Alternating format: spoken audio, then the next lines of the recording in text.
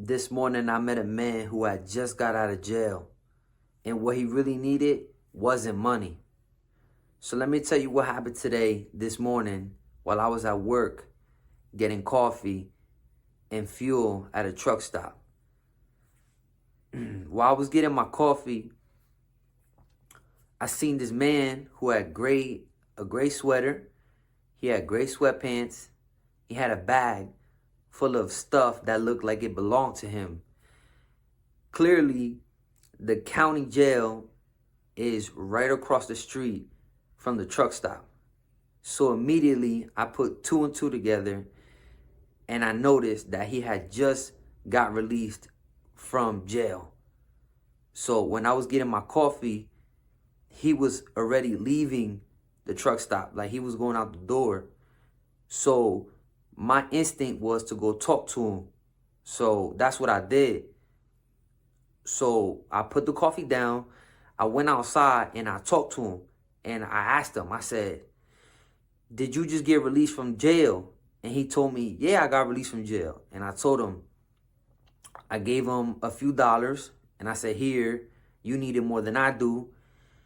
And I gave him a big hug, a real big hug, because even though he didn't say it, I noticed that that's what he needed more than the money. He needed the hug. So after I gave him the hug, I told him that I hope that God blesses him, and I hope that he never goes back to jail.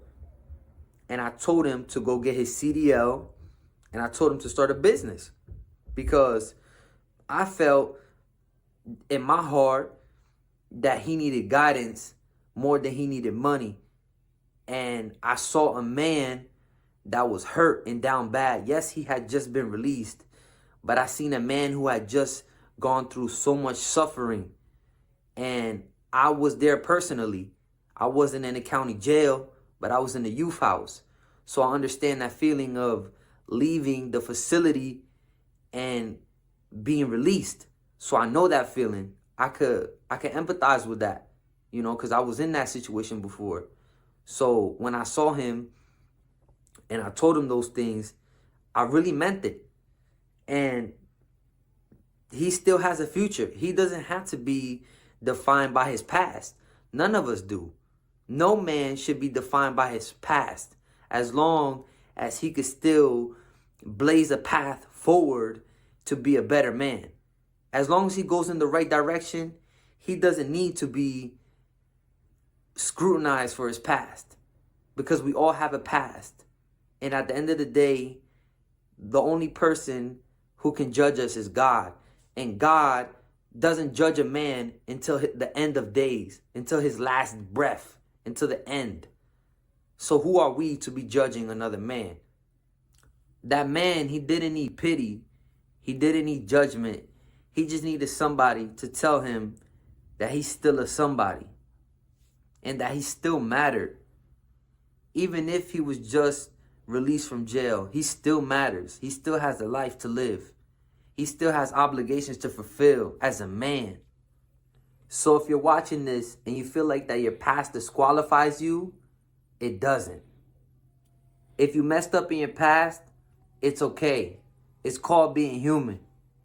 If you feel like you're starting from zero, so what?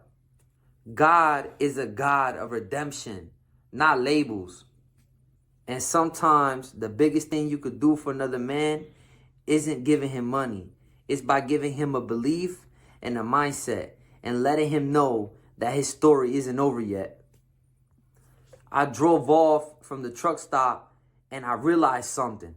Success isn't about building wealth. It's about building people, one person at a time. If this message hit you in a certain way, or if it gave you value, send it to somebody who needs to hear it. And if you're that guy, fresh out, starting over, or trying to rebuild, keep going. There's more for you.